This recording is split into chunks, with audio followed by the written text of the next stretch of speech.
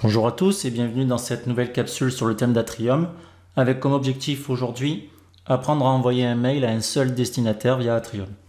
Allez, c'est parti, allons directement sur le site. Voilà, notre navigateur est ouvert avec dans l'un des onglets la page d'identification d'Atrium. Rentrons de suite notre identifiant, notre mot de passe pour accéder à notre espace. Nous voici sur notre page d'accueil d'Atrium. Nous allons aujourd'hui nous intéresser à ce petit icône en forme d'enveloppe qui constitue le raccourci pour accéder à la messagerie d'Atrium. Alors cette messagerie est interne à la cité scolaire, c'est-à-dire que tu pourras envoyer des messages uniquement aux personnes qui ont un compte Atrium dans notre établissement. Les parents d'élèves, les professeurs, les personnels administratifs. Allez, cliquons sur cette icône. Voilà, nous sommes désormais dans la partie messagerie d'Atrium. Notre objectif aujourd'hui est d'envoyer un message.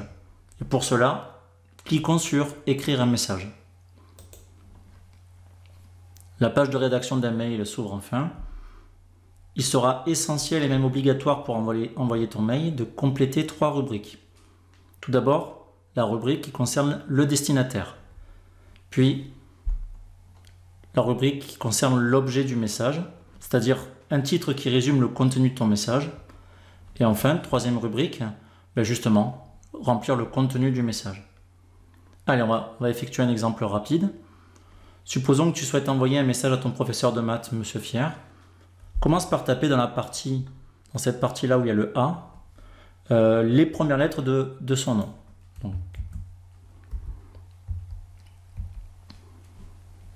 voilà, le nom s'affiche au bout de 4 caractères, on clique dessus. Ensuite, nous allons directement à l'objet.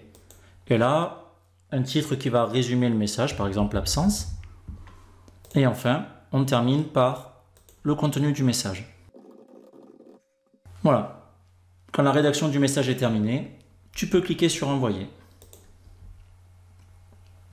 Tu as alors un message de confirmation que le message a bien été envoyé. Voilà. Tu sais désormais comment envoyer un message à une personne en lien avec la cité scolaire. Ainsi s'achève cette capsule. N'hésite pas si tu as des questions à les laisser en commentaire.